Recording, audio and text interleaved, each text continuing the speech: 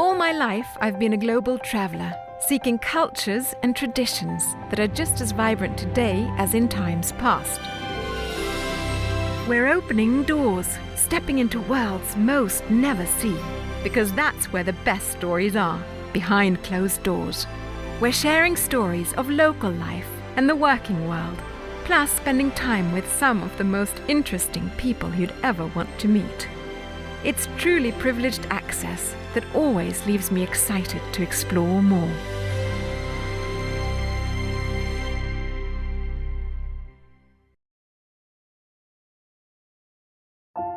We're in old Prague in a part of town called Josefov, the Jewish quarter. We're about to enter the oldest synagogue in Europe, and I've got the keys.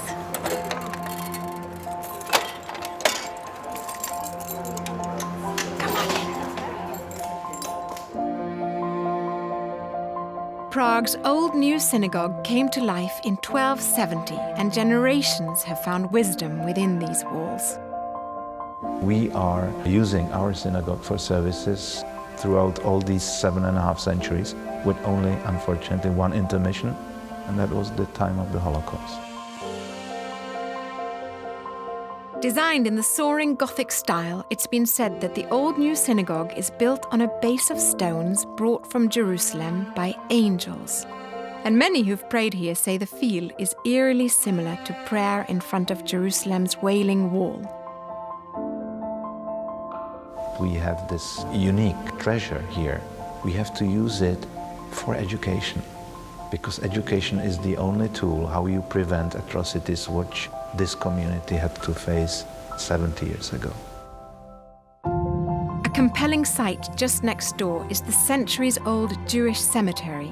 It's a visually fascinating and a deeply moving experience.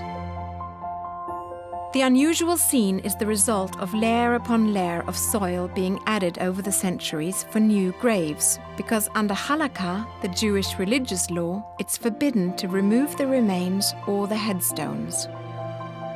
Look closely for the grave of Prague's much-loved Rabbi Lev, where you can leave a secret wish for consideration. Rabbi Lev is believed to be the miraculous rabbi, so every wish which is here written on this paper would become true. Whether or not your wish is granted, the Josefov district should not be missed. Viking river cruises, sharing privileged access to old Europe. In 1466, just off Prague's Old Town Square, a tiny microbrewery first opened its doors. Today, on the same site, Ladislav Wiesli crafts unique blends of hops and malted barley. You know, every brewer has some secret recipe, and when I make beer from beginning to end, it's my beer. The pride and passion of a master are evident as he oversees every step in bringing each new batch to life. Good. If you work in big brewery, you must make every day same beer, same size, but in small brewery you make what do you want, what do you like. It's very good life. I like it. Fascinated by the process since childhood, the sparkle in Ladislav's eyes make it clear that he still finds great joy in brewing. You can see the people which they drink, they are saying, oh, good beer. I'm happy. We can't wait to introduce you to the people of Viking's real Prague. No one can share Europe with you like we can. Just below Prague Castle, next to the Charles Bridge, is the renowned Kampa Park restaurant, where today I'm sharing the kitchen with their highly rated chef. So today we're preparing a typical Czech duck. Yes. So first we take the duck breast. Yep. And we cut the skin on top. That's what you call scoring in English. Scoring, Yeah. Exactly. Put some salt on top. Black pepper. First the skin side down. Then we put some more salt on the other side, so we get a nice golden brown skin and crispy. We can use a clove of garlic. You do it with your hand? You just press it. A few sprigs of fresh thyme. And we all just grill it together. Now you can see it's perfectly cooked, so we turn it around. Then we take few cubes of butter. Butter on top of the fat. Exactly. Yum. And now we take the duck breast into the oven. 185 degrees for about 8 minutes. Another side dish, we make onion confit. Confit is something that you cook or boil over the low temperature. You've already done that. Yeah, it's already done, and we get those beautiful portions. Yes? So what we will do, use a little bit of clarified butter, and we just sear them very quickly until they get golden brown again.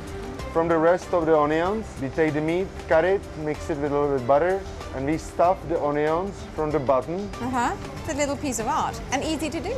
Exactly. Yeah. So next side dish we're making is gonna be glazed grapes. So what we need is peeled grapes and seedless. Yeah.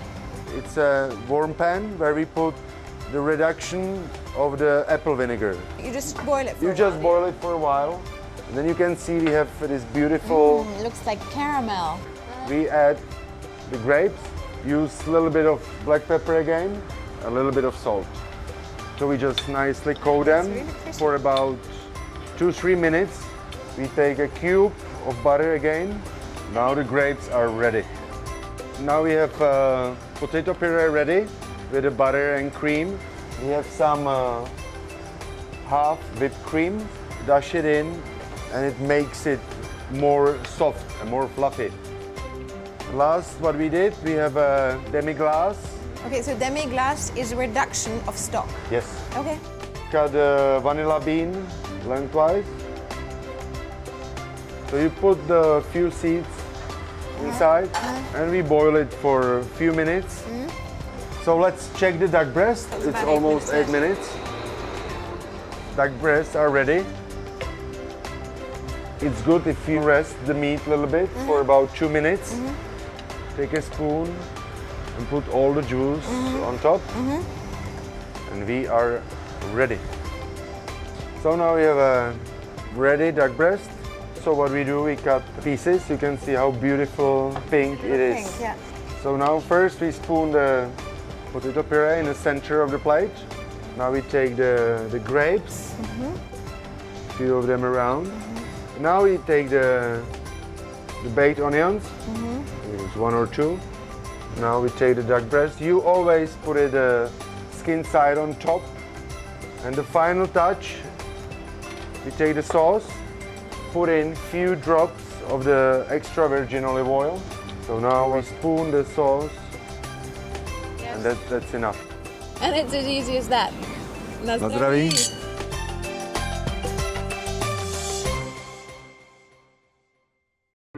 Prague is spectacular, and there's much to see and do in this historic city. A favourite place, and in my opinion, one of the world's best curated museum experiences, is the Lobkowicz Palace in the Prague Castle grounds. The noble Lobkowicz family lost all their properties twice and regained them twice.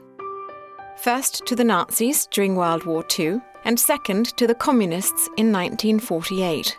Their story is fascinating, and our experience in the Lobkowicz Palace takes you on an intriguing journey of this important family.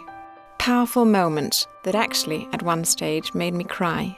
The first Prince Lobkowicz called the palace home in 1568, and through the passing centuries it grew into a centre of influence and power, with the family a rare source of continuity in Bohemia. But in 1939 the world changed. Maximilian Lobkowicz was forced to flee the family home of nearly 400 years on just a moment's notice. My grandmother was on a train. She overheard some German soldiers talking about the big event that was going to be happening, the takeover in Czechoslovakia. Wired my grandfather, and he was able to get out with my dad the night before the Nazis invaded the country.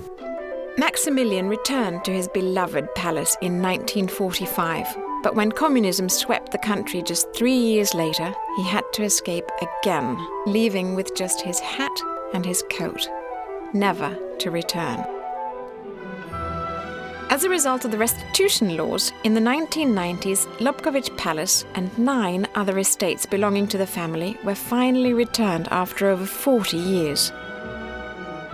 With significant restoration, the palace is immaculate once more, and the family have chosen to share with us one of Europe's greatest private collections of art. treasures that span nearly 5 centuries. A lot of these things have been hidden for so long.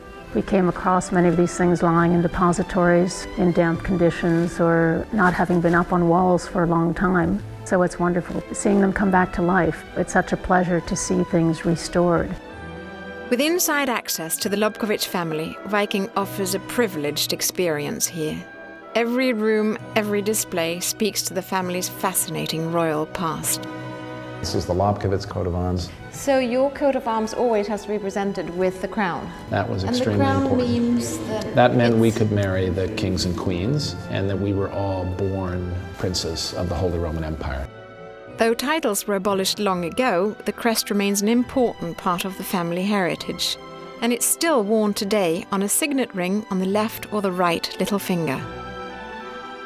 Strolling amid one of the largest private art collections in Europe is a real treat, providing an insider's view of life in Bohemia, along with a diverse collection of rarely shown masterpieces, including 2 significant canalettos and Bruegel the Elder's haymaking, one of the pinnacles of European landscape painting. This little guy here, can you see him there?